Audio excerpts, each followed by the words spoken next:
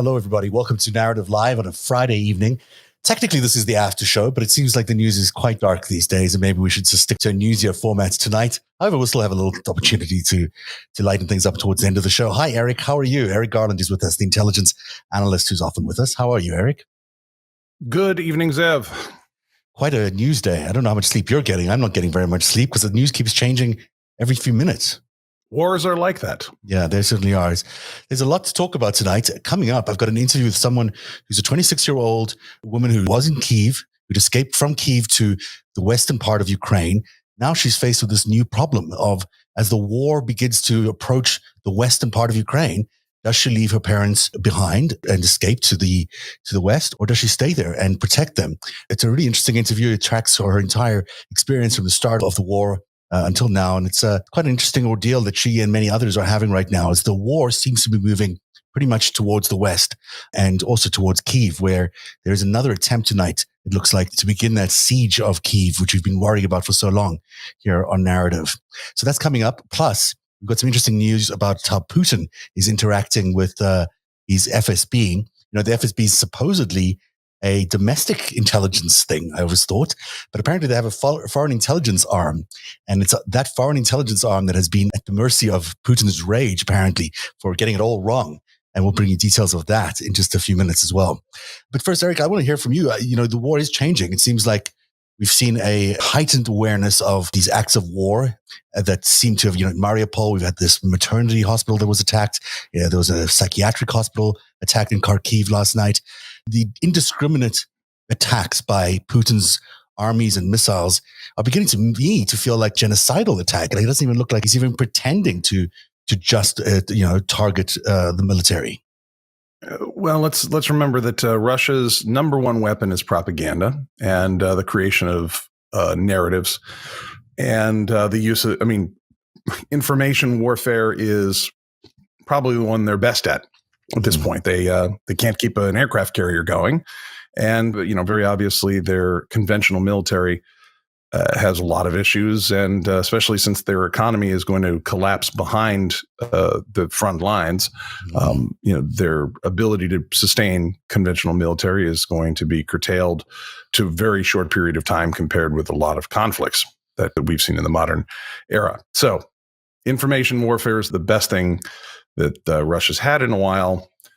What's interesting is after, depending on how you want to put it, between 5 and 8 years, you can either start with perhaps Russia's successful support of Donald Trump's presidency, or go all the way back to the invasion of Crimea and the Donbass, and how they were able to spin that to the world community at the same time that they were welcoming guys like Edward Snowden, who were nominally exposing America's war crimes to the world. So the Russians really did a lot with not much resource and managed to grab a hold of the world narrative and recast their aggression and their transgression of long-held diplomatic norms, such as not invading the borders of your neighbors with irregular troops and going, well, there's some people who speak this language here. I mean, the United Nations could not tolerate that in every country, or any set of countries where that's true, because language groups cross boundaries all the time. I don't think the United States government would particularly put up with it if Canada invaded northern Vermont and northern Maine, just because there are French speakers there. No, I don't think so. Happens, it's true. But if the Quebec government started a propaganda campaign about how we've got to rescue, Bouchard and Ducharme and Charbonneau, it would ring very hollow, and that's what Russia's essentially done. So, if they're an information warfare state, what they've got is terror, and to show the Ukrainian citizens and anyone who would challenge them that they're willing to do whatever it takes. And that includes for them, atrocities. That's a very typical Russian attitude.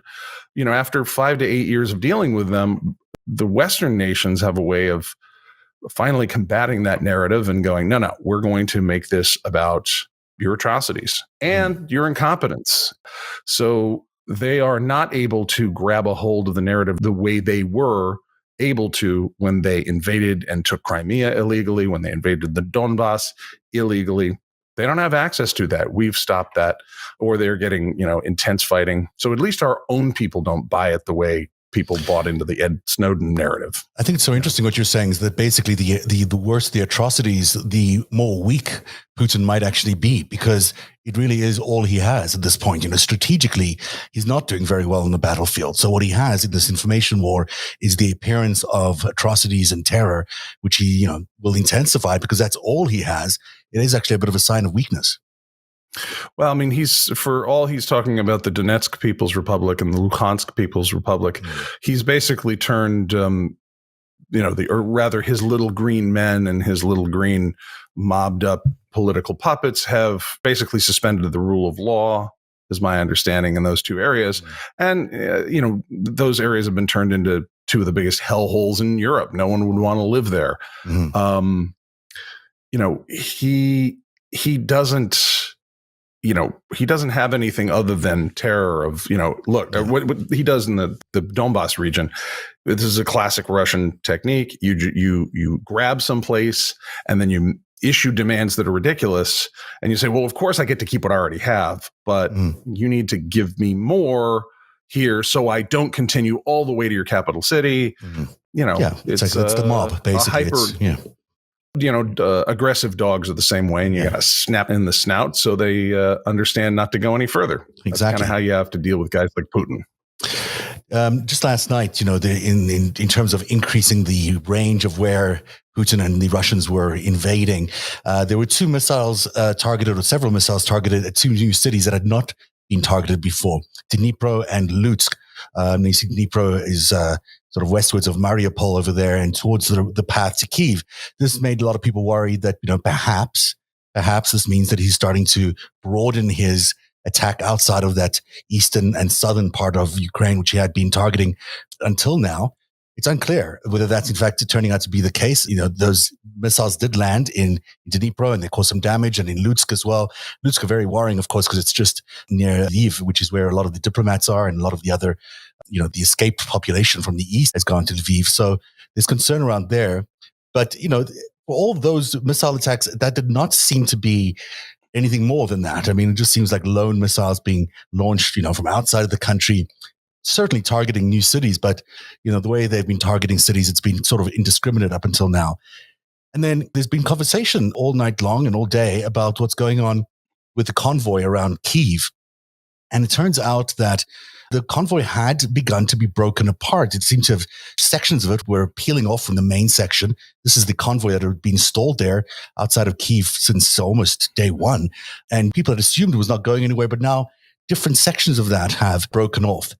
And just 30 or 40 minutes before we went on the air tonight, one of the journalists who I do really trust out of Kyiv Independent newspaper, he's been my source for accurate information up until now on almost everything. Lilia Slobodian, who's from the Kyiv Independent newspaper. And he posted what he said was a video of the convoy being ambushed along the way to wherever.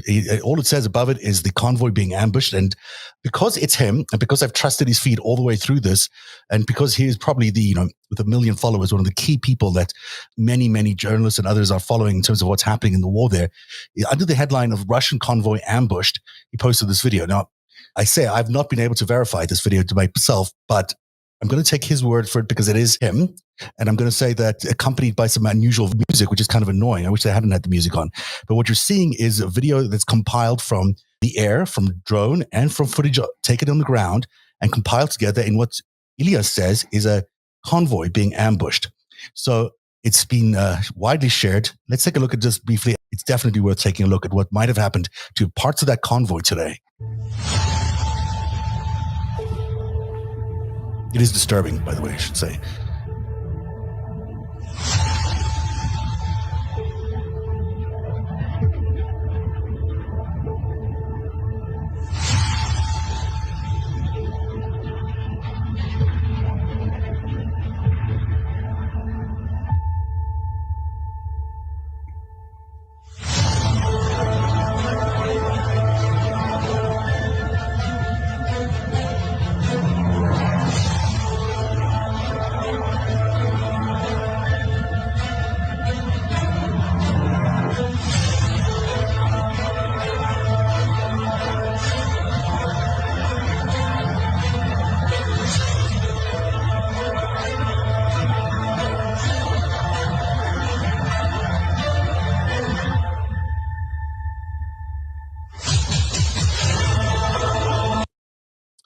That appears to be what it is. It appears to be a convoy of Russian tanks being ambushed along the way as they were moving today. We know they were on the move today, and there was some interesting reporting that was very controversial around whether this was viewed as something that was going to be a serious threat to Kyiv overnight or not.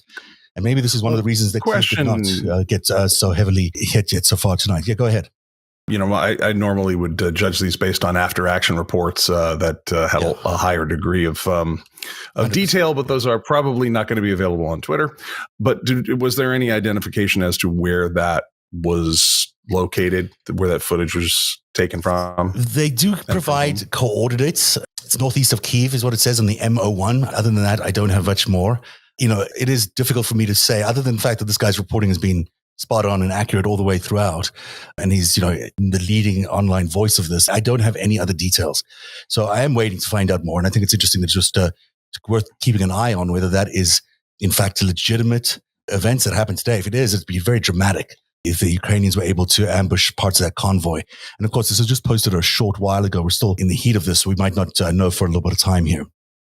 Right. So, one of the reasons we've discussed on this program, the importance of air superiority, that neither, and there's many, many reports of this, that neither country has complete air superiority. The thought is if Ukraine is playing with a greater number of modern jet fighter aircraft, they can repel both bombers and fighters and drones and achieve, the hope is that they will achieve air superiority. When you have that, then you can drop bombs on anybody that's on the ground that's coming for you. And so, the footage we just saw, that seemed like a very typical pattern I've seen when people are trying to, drive in a straight line, and then somebody from above, perhaps in a drone or in a bomber aircraft or a fighter, my favorite being the A-10 tank killer, the A-10 Warthog, when they start shooting at you, you tend to look for other options very quickly, and they may not be available to you. So this is, the fact that Russia is doing this without air superiority, and they're moving, armored divisions in different places without air cover, in foreign territory where it is understood that this, Ukraine, even though it's smaller than Russia, is not running out of materiel anytime soon, because it's getting stuff delivered to it from its friends, perhaps not its allies or, fighting a joint warfare operation here, but it's got friends giving them drones, Bayraktars, and fighter aircraft. So tactically, it's kind of a mess for Putin there. It sure does look like a mess for him, yeah. But he still keeps going. The fact is that he's not withdrawing. He's not showing the signs of weakness on the battlefield, although strategically it doesn't make sense what he's up to. He's not going to win this war. Clearly, the resistance is so high everywhere that even in the towns which they have been able to secure, and there's only 2 towns they've been able to secure since the start of this war. Never mind, occupying. You actually have to run these towns afterwards. You have to, get in there and operate as a government and make sure that there's no opposition and all these other things you need to do. It's just not feasible for him to win. So his next goal is to just be as much of a terrorist as he possibly can. And we've seen it in horrific shots over the last few days. The Mariupol maternity ward that was bombed. By the way, the woman there did actually end up having a baby and gave birth today, which is some good news out of a horrific story. And then we also, saw these other pictures which we've been showing of babies being carried away, but after a bombed out bridge blocked the escape routes of her family. It's just a horrific, clearly designed at targeting civilians here. And, thousands of them appear to be dead. We do not have an official death toll from what's going on, but it looks to me that at least 1,500 people have died in just Mariupol alone. The latest death toll. Kharkiv is also apparently in the thousands. So it's really dramatic numbers, and that could only be achieved if you were targeting indiscriminately at these cities. Right. And when we're talking about death tolls, we're not talking about Ukrainian regulars or, we're not getting tallies of how much of helicopters, aircraft, armored vehicles are being taken out. We're just hearing of a total number of bodies. Civilians. So I want to civilians, by the way. These are civilians death toll I was talking about. The actual army death toll is obviously lower, which is kind of amazing because it does indicate as well that they've been targeting civilians higher at the rate they have it. On the other side, the Russians have apparently lost between 9,000 and 12,000 troops, which is a lot. A lot of the weaponry, a lot of the assets that they had in terms of vehicles and elsewhere and other things have been eliminated from the battlefield. fog of war, it's going to be hard to pinpoint exactly where these, where these numbers are, and that'll become more evident in time. What we can say now, and I'd like to forecast out a little bit to jump off what you said, we're entering into the third week here, and they haven't really got any of this country under control. They haven't got its capital. Compare that with the United States invading Iraq in 2003. Now, there was a great hay made from opponents to that action, as well as America's enemies spreading propaganda about how, Iraq was this enormous mess up for the United States. And certainly the extremely long period of time we were trying to hold that territory where we had very little strategic planning around it in the early days, particular. People look at that and go, well, see, the United States didn't do this very well. But let's look at the early days where we amassed our armed forces and we went to take over Saddam Hussein's regime. He was gone in a few days now, wasn't he? Yeah, he was. He left town very quickly. I mean, he found a little later, but he left town. There was no town left. Yeah. Baghdad was still there. But we're pros at this stuff. We put warheads on foreheads. We figure out exactly what, where your military capabilities are, and then we make them not there anymore. We break people's stuff. and we do it in a very efficient way. The Russians have had experience in this. I mean, they've done this before. They've done it in Grozny. They've done it in Aleppo. They should know their way towards, a quick capture of a territory. However, they did not factor in the Ukrainian resistance. I mean, clearly, this was something that they were either unaware of or misled or whatever. But that was a point of extreme weakness, I think, on behalf of the Russians. And it may be something that they've begun to realize. There's a big difference between taking out anti-aircraft guns so that you can maintain air superiority and taking out daycares and hospitals. Yeah. They both can create a body count, but they don't achieve your goals. And so Putin hasn't been able to get a country that it knows extremely well, that used to be part of its empire, that is laced with its sympathizers, particularly like the Russian mob type oligarchs that run a lot of the country. It's got intelligence officers interlaced throughout the place. I mean, it's a very big country. Let's not, minimize that. But there are very few places that are going to be as close to home and easy to take over if Russia's a major military power than Ukraine. And we're in week 3 and he's taking shots at kindergartens. And behind him, the economy is burning. The law firms, the banks, the corporations started pulling out in the last 48 hours. The United Kingdom has finally sanctioned Roman Abramovich and Deripaska at long last. I mean, they've taken out the owner of Chelsea Football Club. I also just saw Vexelberg was just targeted by the U.S. Treasury, announced in just the last half hour. A new round of sanctions targeting Viktor Vexelberg and 3 family members of President Vladimir Putin's spokesperson, Dmitry Peskov.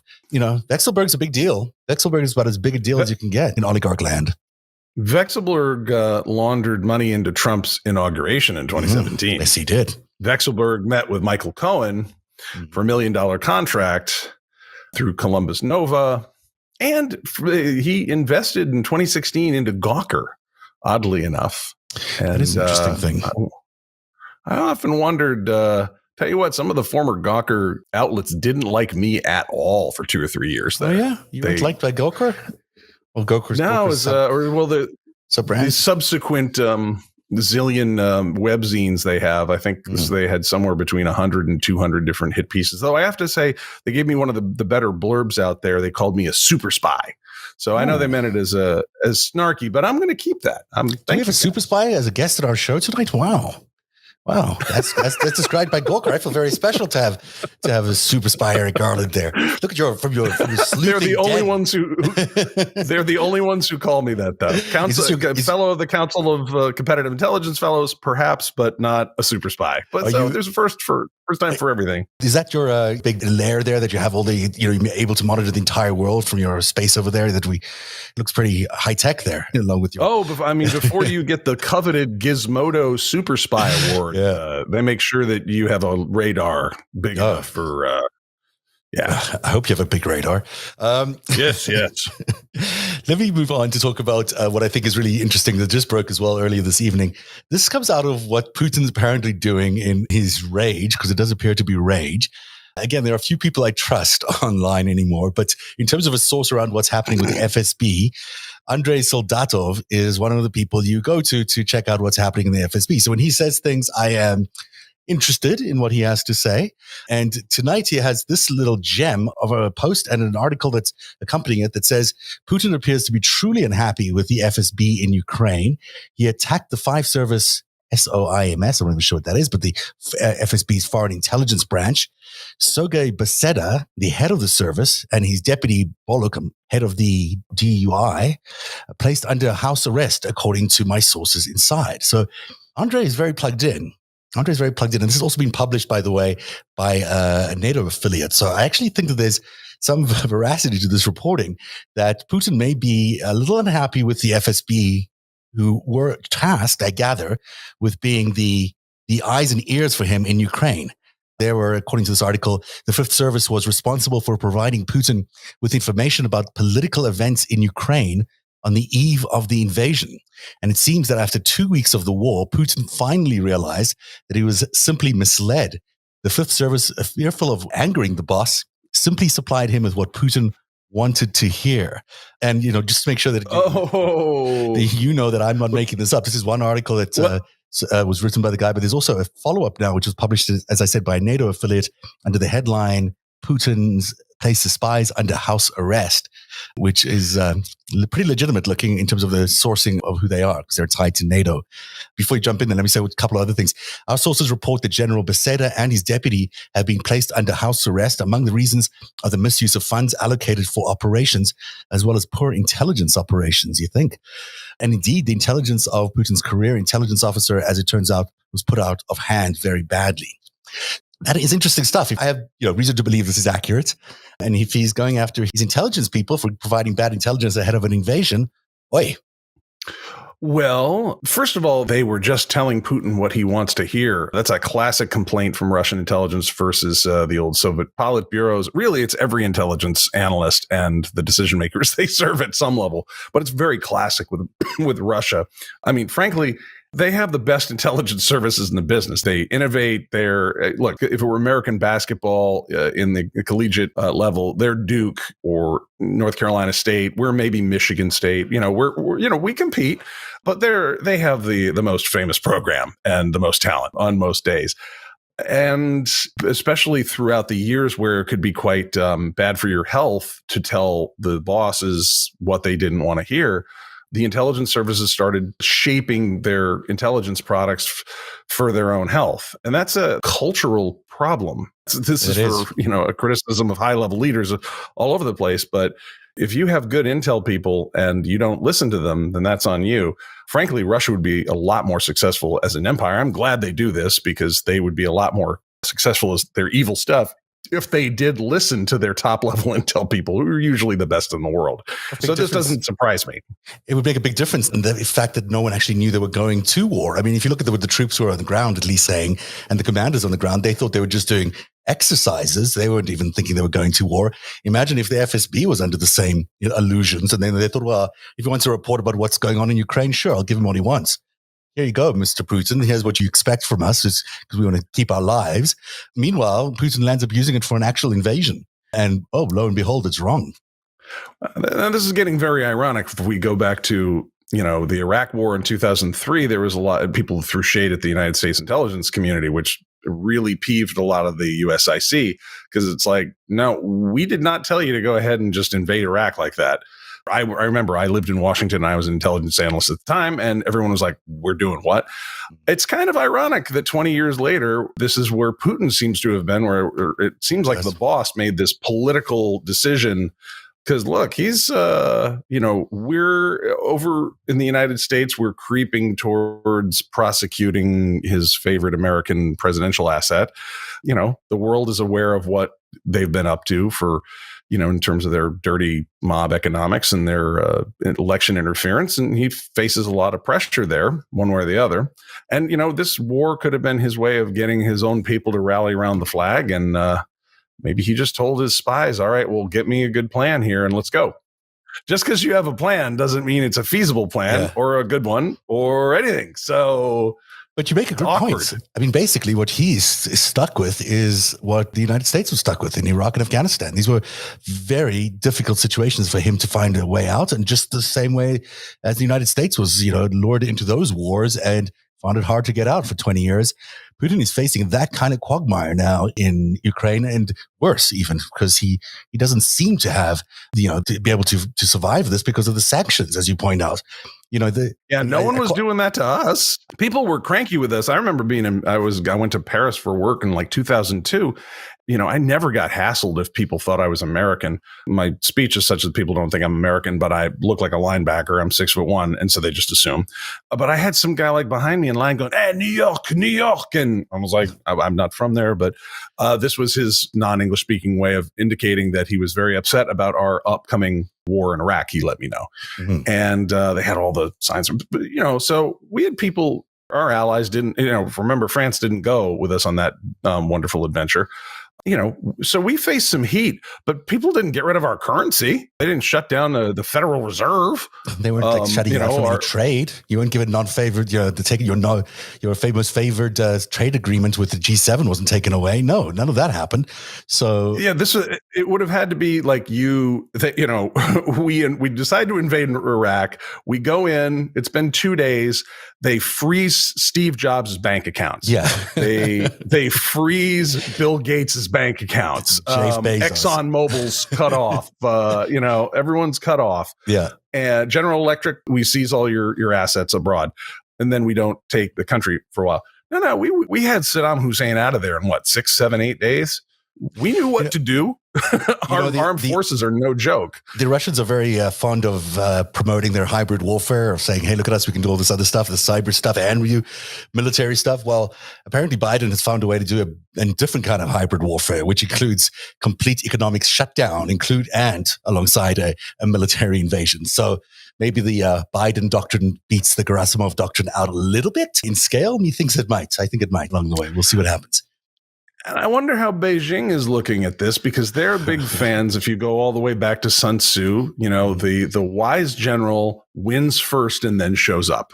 Yeah. And if you can win a war without firing a shot, even better on the Chinese war doctrine scale. That's been around 2,000 years. I wonder if Beijing's looking at the Biden administration going, well played, guys, but we're kind of nervous now. I think they were planning to do something in Taiwan. That does not look likely now. I mean, it looks like this thing, if it continues to go, is going to hamper their window of opportunity there. It seems that Xi was hoping to do a little thing in Taiwan ahead of his reinstatement, I guess his third term. I don't know what he's going to land up being.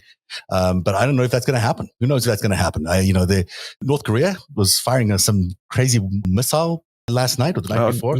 Don't they always? I think they always do, but I think there is instability in the Asian peninsula too. And it looked like to me like they were doing this thing in coordination with each other. That Putin was going to go first, and then there was that China might have had an opportunity to do something.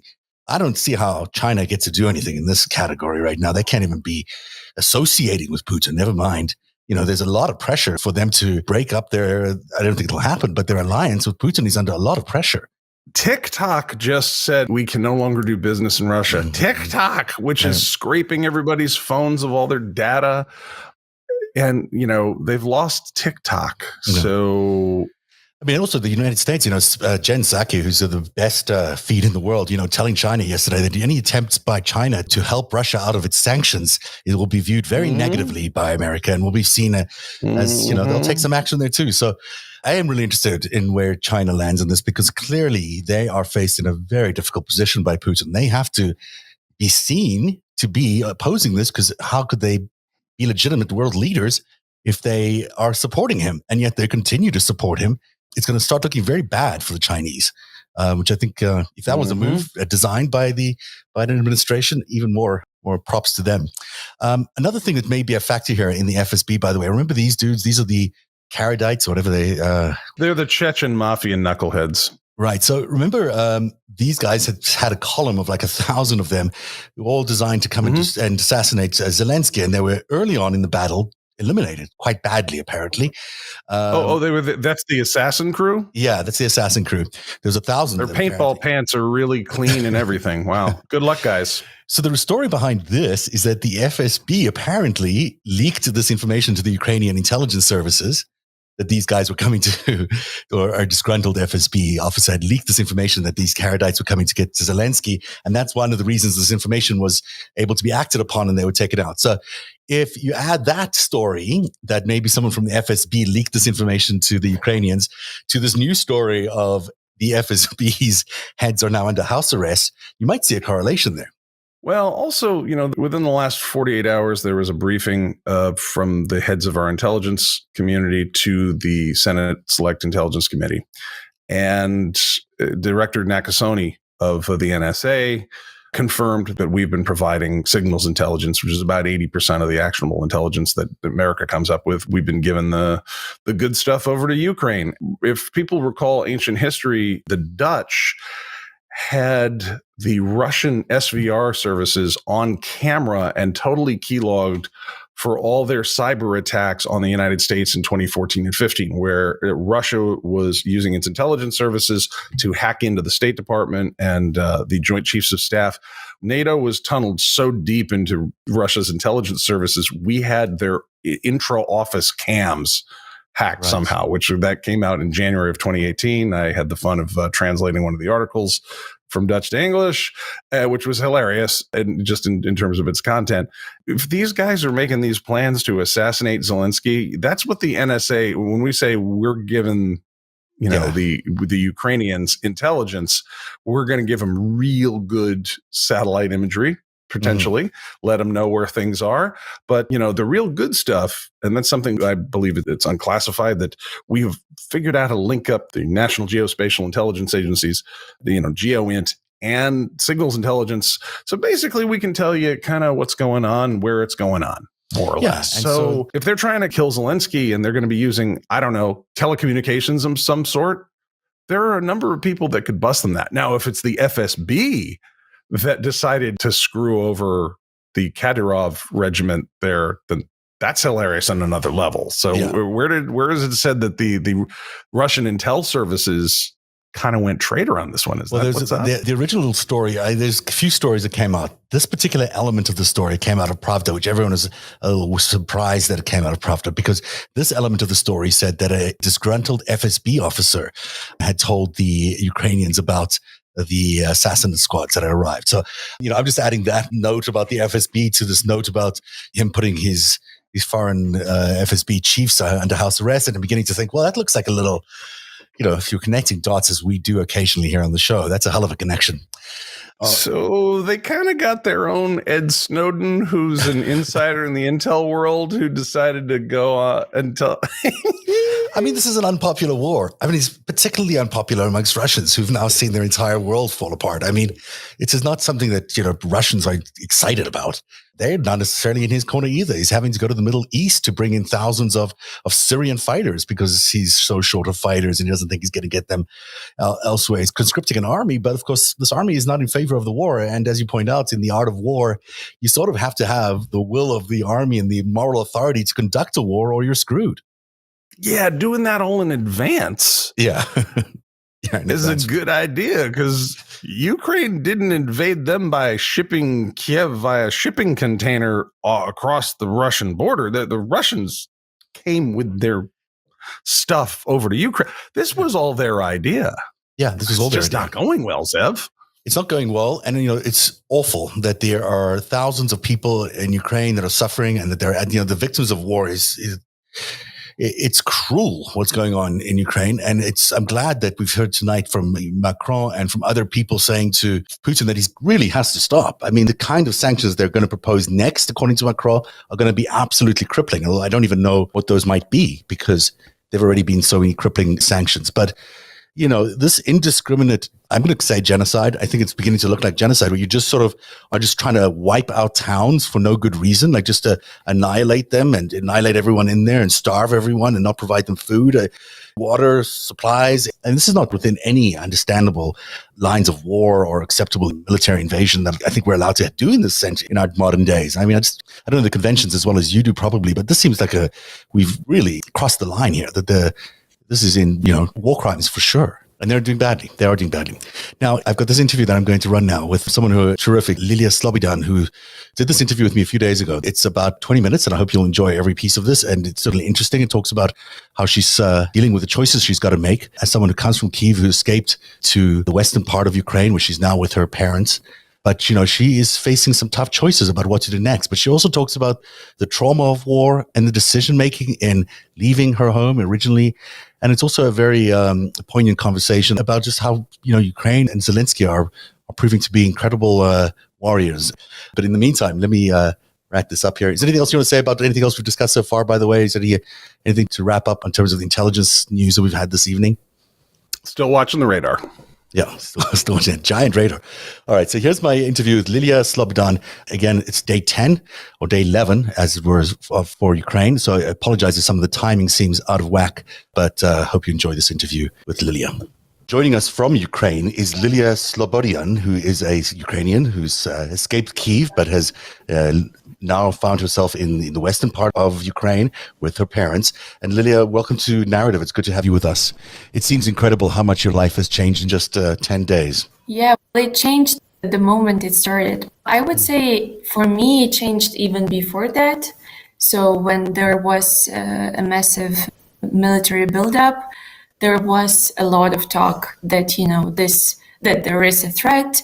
It might happen. Putin might launch a full scale of war, and it might impact the whole territory, not only the eastern Ukraine, which already fought war for 8 years. So there was this, the anticipation of war is another kind of torture for me. I think it's really terrible because you live with realization that soon everything might change and you don't really know what to do. When we were watching the news in the days leading up, it was interesting because there were two messages being sent to us. There was the message being sent to us by the Americans that said, there's a big onslaught coming. There's a large military buildup that's going to attack potentially all of Ukraine. And the other news we were being told was from the government of Ukraine, the Zelensky office, that said basically, this is not going to happen. There's no ways that Ukraine is going to get invaded by Russia. What was it like for you? Which were you hearing both of those messages? And why do you think there was such dichotomy there between those two? I would actually correct the Ukrainian side. So I don't think Zelensky was saying this is not going to happen. What Zelensky was saying is that we have been living with this threat for years. There is a risk. It has always been like that. But talking about the risk all the time doesn't help. So This was his key message.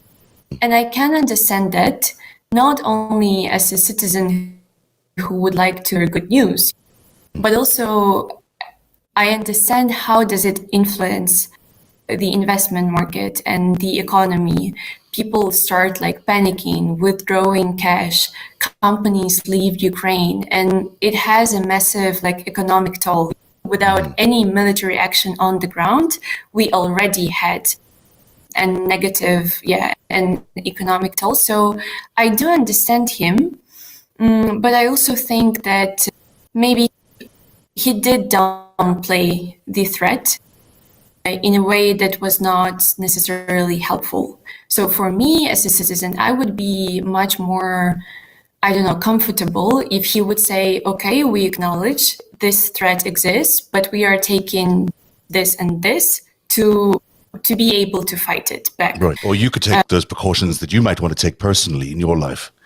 Yes and no, in the sense that the only precautionary would be to leave the country. Because as a civilian, how can you really help in the war? This is what I thought till the moment it started, but now I see that civilians are also really important in the defiance and in helping to win this war, because there are different fronts, not only the military one. But still, I don't know, it's a very like scary and unusual situation. Because yes, it is true, we have war for 8 years in the east of Ukraine, but east of Ukraine is, I don't know, 5% of the territory, or it hasn't influenced everyone. So when it finally did happen, when there was the outbreak of the further attack into Ukraine, what were you doing at the time? When did you first find out that this thing was really happening? So I work in international organization, and 10 days before February 24th, we got the news that all expats have to evacuate urgently. So it was after Biden's statement that there was a concrete date when the invasion will happen and that it will also involve Kyiv. Yeah, all the expats were evacuated and the local staff was kindly invited to leave Kyiv. I was in a privileged position because I come from west of Ukraine, so I have family here and I had a place to go. I will never forget the moment when you leave your house and you have this idea on the back of your mind that this might be the last time you are here. And it changes your perspective of traveling and moving completely. Like it's not just a ride home you take. It's completely different meaning and context.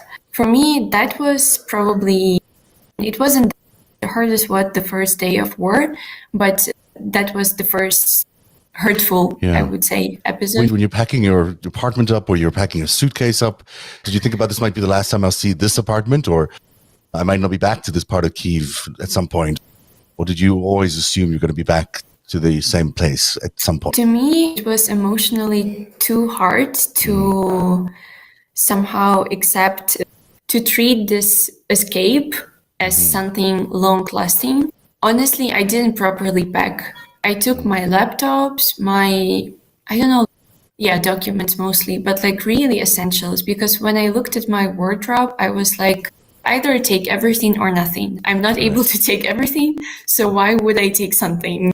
And I was kind of treating it, okay, this is a 2 weeks escape, nothing big. I will definitely come back. I mean, I was saying this to myself, but of course deep inside, I knew what is the reason why I'm leaving. So there is always the emotional toll, but you try to somehow work with it and to stay optimistic.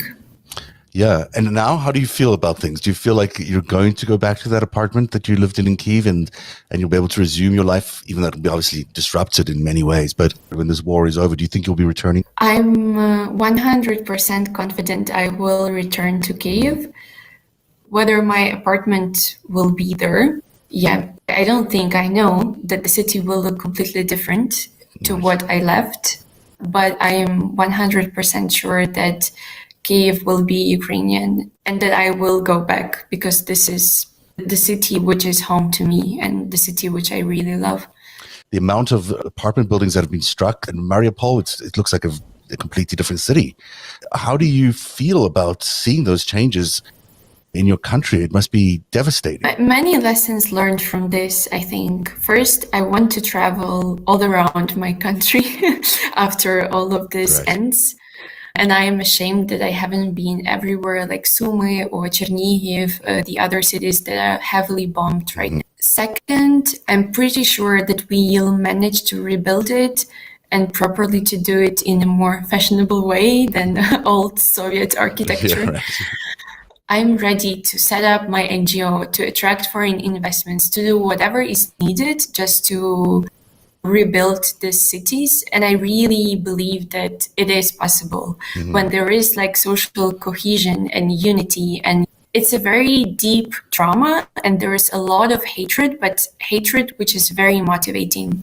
And it's like really gives you this energetic, like push and boom to work really proactively, to really stand up and fight for it. Because you understand that we have been put in a complete injustice. It's very, I don't even have words for this. It's very wrong. You understand that and you want to correct that. And we also owe it to many people who are dying and will continue, unfortunately, to die. I don't know, it's an existential fight. And once you start it, you have no way back. The amount of unity that has been displayed by both the Russian-speaking population and the Ukrainian-speaking population, I mean, there's very solid unity in both parts of the country, which I don't think everyone expected, but certainly Putin didn't expect. That has been remarkable. Even I didn't expect that, to be honest.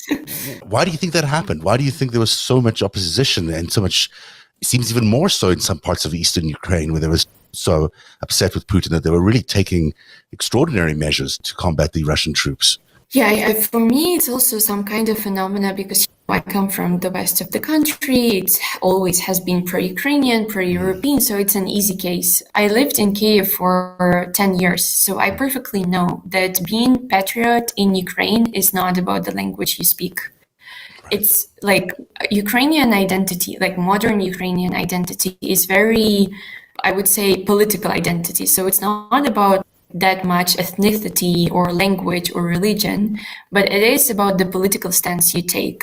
Mm-hmm. The first factor is the very brutal violence that is happening by Putin's Russia and by Russian army.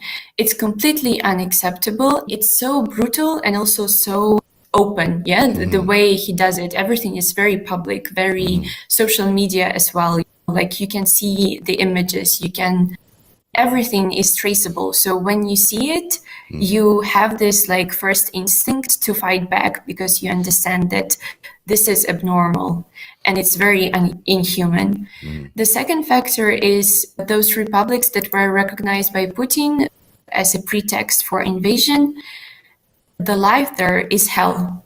And I think regions around know this perfectly well. So even on the level of economic well-being, people understand that it's much better to be the part of Ukraine, independent, like proper functioning state and also democratic, rather than some republics that are not recognized by the world and where like terrorism or whatever is a norm, everyday norm. So nobody wants to become that. I think the leadership of Zelensky is also a very important factor. So Zelensky is probably the first Ukraine's president that is a very inclusive figure. So he represents the country. He doesn't really belong clearly to one part, east or west. He used to be very popular, especially in the eastern and southern regions. I think he lost it, through his term, but overall, his leadership in this war is really uniting the nation. Unbelievable, really. There are a lot of questions the last few months, maybe a couple of years even, about how firm he was going to be on corruption. I think he fired whatever the equivalent of the Attorney General is there. And that was seen by many people as him not being very strong on corruption. He certainly has been an incredible leader. He's risen to the challenge in a way you can't imagine any other leaders in the world doing something like that. It's remarkable to think of a prime minister or president of any country to be able to take the actions he's taken and put himself in such jeopardy. It's remarkable, really is an incredible testament of leadership there. I know, I am so proud of the fact that finally Ukraine has that kind of leadership and that it is seen and acknowledged by the world.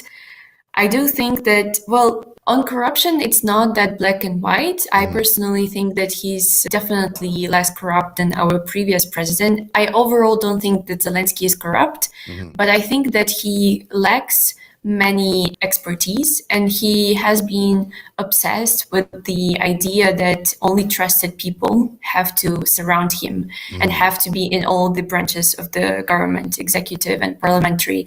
Now it seems like it did work for him, because they act very swiftly and they act as a united front. But also, I must say that like consolidation on the level of society and politicians is really unique because the threat is unique. So everyone is really united. And no matter the disagreements politicians used to have or society used to have, now we have a clear goal and we understand that it's not the time to debate. The impressive act by the Ukrainians in general to decide to stay and fight is remarkable. There's another path completely where everyone could have said, well, we're all leaving the country.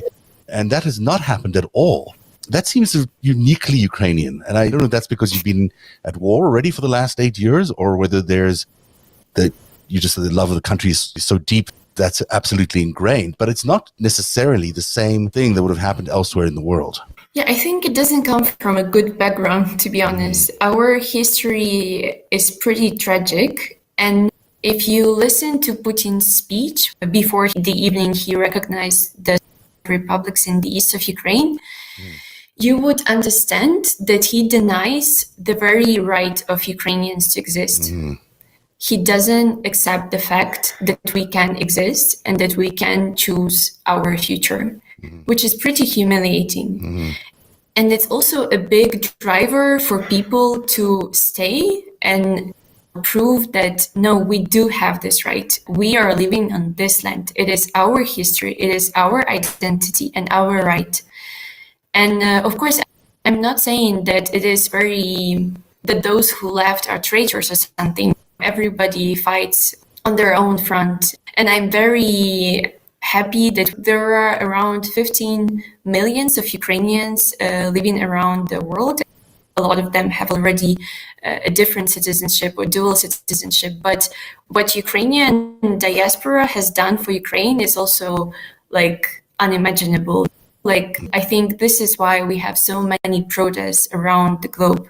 And this is why it became the issue for the whole world. I don't know why so many Ukrainians stayed, but for me personally, my parents are pushing me to leave every day, several times per day, because they are saying that I'm still young and I have to enjoy my life. And it's true. Why are you still staying there? No. I'm not saying that. I'm not saying that I don't want to enjoy my life, but I want to enjoy my life here. Honestly, I have no problem with traveling or relocating for work purpose or whatever purpose. I studied abroad. I worked abroad, but this is a completely different context. For me, leaving my second home in a period of 1 month will be really hard emotionally, because again, you have to leave this place with the idea on the back of your mind that this might be the last time you see it. And it is insanely hard to somehow accept it. And yeah, well, I'm also not leaving because my parents are here, and well, I don't know how will I manage to evacuate them in case it becomes very dangerous here. It's much easier to have some control over the situation once you're on the ground together with them. Do they want to stay? They don't want to leave? My mom doesn't want to leave. My dad cannot because, It's a very difficult situation, that separation of gender is there, because you can see it in all the refugees that are arriving in Hungary or Poland. And the most difficult part is the fact that they can't be with their partners, leaving their partners behind to fight. Such a difficult situation to be in. So I can definitely understand that. Let me ask you about what's going on in the eastern part of the country, where it does seem, to me at least, that Putin seems to be consolidating a whole lot of access to warm water. Whether it's, as he's now even attacking Odessa, or planning to, and then there's the entire coastline, basically, of what was Ukraine's coastline seems to be in question right now as Putin's forces are attacking the entire coastline. If that's where the war reaches a stalemate or ends, that is not going to be a very easy solution or a very comfortable place for Ukrainians.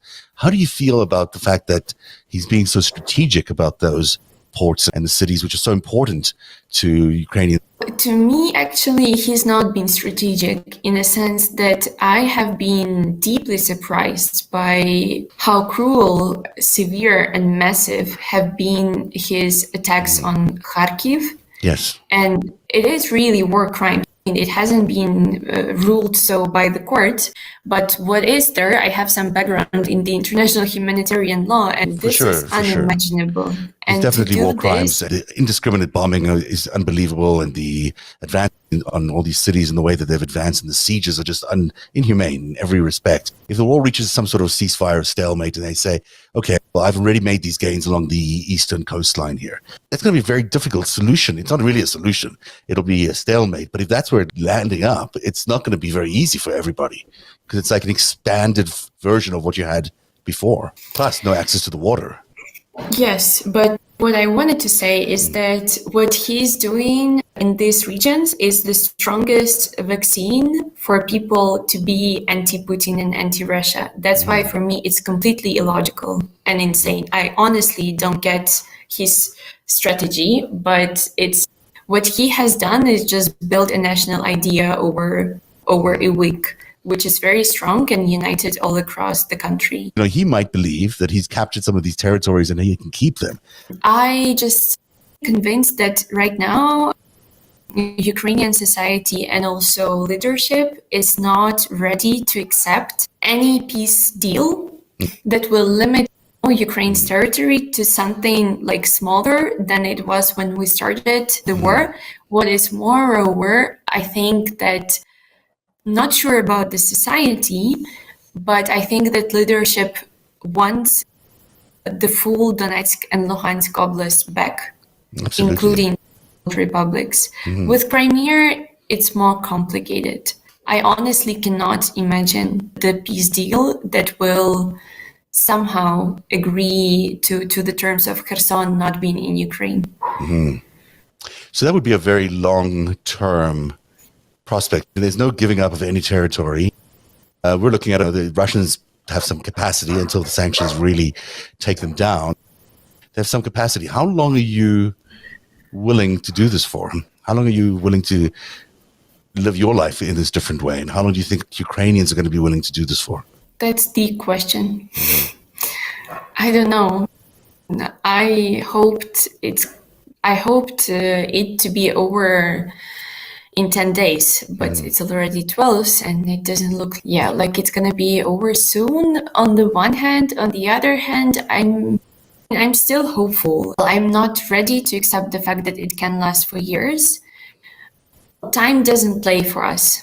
Time is not helping, definitely, because the more people die, everyone becomes more demoralized, but also more angry. So this one is complicated, but of course, living in worry is no good. Well, what's it like going to, in your part of the country at least, what's it like going to the store? Do you still have to go through barricades or stuff like that to get to where you need to go to? Is it fairly easy to get what you need? It is fairly easy, but of course it is different. We have curfew, like armed people that members of territorial defense around the town. They're just like patrolling streets. You can be stopped and asked to show your documents. Everyone turns off light after 7 p.m. so it becomes really dark. And then you are also like alerted. Like you hear the stories that something might lie on the ground and be a mine, or that this strangers might be deserters, or what's the English word, but basically those from the Russian army, but dressed as civilians. So you have to be cautious. And it's very unusual, I would say, because I have always felt myself safe, both here and in Kyiv. Now, honestly, in Kyiv, I still have some like acquaintances who stayed there, but I wouldn't imagine myself there. For me, it sounds and looks very scary, like really scary. It does look scary in Kyiv, although it seems that they're maintaining a remarkable resistance. It seems so amazing everywhere in the country. Time is not helping you, but time is also extending because of the Ukrainian resistance. It's remarkable how much success they've had. I think the world is learning a lot about Ukrainians in terms of a character, a dignity and a community thinking and feeling that is unique, I think. It doesn't necessarily exist everywhere in the world, and maybe it's because we've never all been through it, but it must give you a lot of pride. You make a good point that you haven't been through it.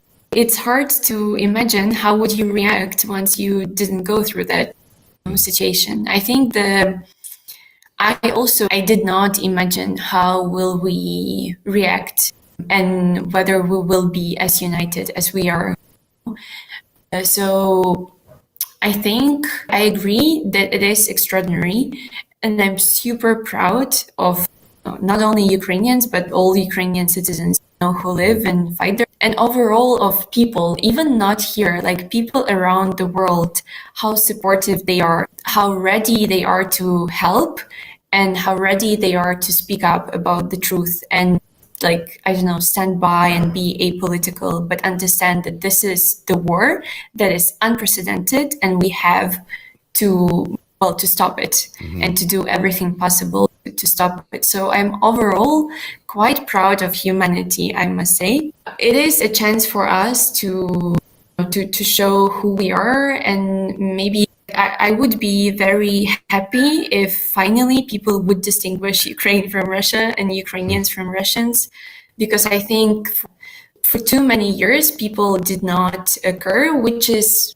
I do not blame, but still, like, in many cases, it is offensive a bit. Once, if you say that you are from Ukraine and you're like, oh, Russia, and you speak Russian, and I'm like, no, not really. And when Russia, okay, maybe not the whole Russia, but Putin's Russia denies your right to exist, this is pretty, like, triggering. So I am happy that this is an opportunity for us and for the world to learn about Ukrainians and Ukraine. Talk to me a little bit about what you're seeing the world do for you. There's this conversation about the no-fly zone, or there's various names for it. There's these Polish jets that are being discussed. There's so much that keeps going around. Personally, do you feel like the no-fly zone is an important test of Western support for Ukraine? Do you understand that there's a point of view there that could trigger some sort of world war? From what I hear, the no-fly zone is a test for the West. In the eyes of Ukrainians, it is a test the West is failing. Because I studied geopolitics, international relations, and that kind of stuff, I do understand the position of US and NATO. This is the tragedy of the situation, that you understand a lot, but you also understand that Ukrainians, because of their geographical location, have to die and go through all the suffering so that the rest of the world can live in peace. And this is not okay. No, it doesn't feel good. As a human being, I wish NATO would intervene when I turn on my brain more. I think that there are a lot of creative ways how, without direct NATO intervention, we still can secure Ukraine's sky. And I think that now is the time when the West has to be very creative, bold, and swift. And I don't get the logic right now. I don't get that logic of let's not provoke, don't escalate because there is a threat of something bigger. Right. I don't think it works for Putin. Like, he imagines threats. You don't have to threaten him. He is already threatened. Right. So he needs to see a solid wall. Someone said to me, I was talking to a friend of mine in Kyiv, and he was saying that he needs a firm, solid wall to hit against. He needs something that he knows there's no more moving. And that means firm resolve by the West to do everything that they need to do to stop him. So that includes absolutely a no-fly zone or whatever else needs to happen. It just needs to happen. And he should be given no room to maneuver around that. It seems that's the right attitude with Putin. And honestly, I think he enjoys the fact that the West is scared of him. Like, his logic is, I can show off with this nuclear button and I can, show my muscles and show to them that I can do whatever atrocity one can imagine just because I can. And you... Yeah, I don't want to take up too much more of your time, but let me ask you a little bit about the one thing that has been resonating with me a lot is the long-term trauma that people are going through. I mean, it seems that most Ukrainians that I still see on TV still have that kind of look in their eyes where they're still in an acute state of trauma. They still are suffering a horrible act that's happening right now to them. That normally triggers sort of the fear, flight, or fight response in people, but it doesn't let you really process anything. It doesn't really let you understand what's going on or put it in perspective.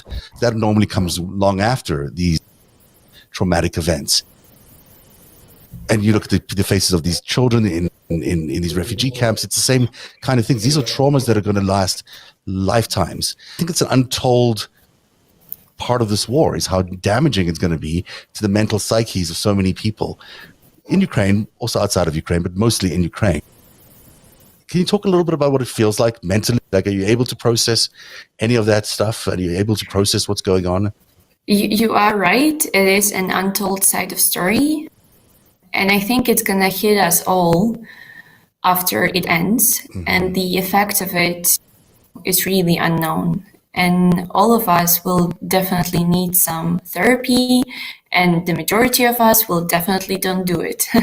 I personally have been a participant of the Revolution of Dignity, and I was only 18 back in the days. So for me, that was the biggest trauma of my life. Mm-hmm. And I thought that this is going to stay like that, but no, there is another trauma on the horizon, which is even bigger. I don't know already, but I think the majority of Ukrainians right now are very mobilized. Me personally, I live with my parents, and I understand that they cope with the stress and with the news worse than I do. So I understand that I have to support them. Mm-hmm. And because you understand this, you're collected, you try to stay optimistic, even though you read a lot, you process, you analyze, and you understand that the situation is very complex, but you still try to ensure some emotional support. And for that, you have to block whatever pain or doubt, you have to block that. So I know that it's not healthy, but this is how you persevere. Yeah, I don't really that's exactly what happens on the table. People with PTSD, that's what they describe. They describe needing to, at the moment, you're not able to go through these process of understanding what's going through, so you put up these protective walls, but then sooner or later that needs to be addressed. And it's interesting to see how well you're coping with it, and I hope somebody's paying attention to the PTSD part of this. I want to thank you very much for your time today. Is there anything you want the West to know? I think that it is very important for Ukraine and everyone in Ukraine to feel that we are not alone. Mm-hmm. And to feel that we are treated as equals, because for too many times Ukraine has been, the object of geopolitics and the ball within the geopolitical game between US and Russia or whoever else. And I think that we proved within this 12 days that we are an independent and strong actor with our identity that we are ready to defend, and with very Western values that we are also ready to defend, no matter whether we are seen as Western or not. And I would, love everyone in the West, I'm talking more about governments, to keep that in mind when the war is over, and to still to be able to treat Ukraine as equal. I also super thankful to everyone who supports Ukraine, and it seems like there are millions of people who do that. So I just want to say that it's really heartwarming these days, and it is necessary, and you should not underestimate the meaning of it for us. Mm-hmm. It is heartwarming to see the world stand up to that. There is such an understanding now of how valuable freedom is. You spoke about participating in the Dignity Revolution. These are very important moments in fighting for freedom and fighting for democracy. And it seems that Ukraine is very much on the fault line of history there. You're experiencing so much of it, and you're getting to be a first-hand witness to so much of it, that in some ways it's a remarkable gift. It sure seems to us like the many pictures and videos we've been showing you over the last few days are an indication of exactly that. The United Nations, by the way, is also saying that it has evidence of cluster munitions that have been used, and we think that's in fact clear in some of the video and pictures we've been showing over the last few days. Hopefully the additional sanctions that have been introduced in the last 24 hours, which include the G7 and the G8, taking away the most favored trading nation status of Russia, which means increased tariffs could now be added to Russian goods. That's another factor that's beginning to play into the calculation around how long we think Vladimir Putin can withstand all these terrible sanctions. And so we'll keep watching that. My thanks to Lilia tonight for spending some time with us, and also to Eric Garland. Really appreciate your time tonight as well. The news will continue, and narrative will continue to follow the news. We'll be back on Tuesday at 7 p.m. on the East Coast, 4 p.m. on the West Coast. We thank you very much for being here tonight. Until Tuesday, have a great weekend. Narrative is made possible by viewers like you. Join today and support truly independent journalism at patreon.com/narrative. That's patreon.com/narrative.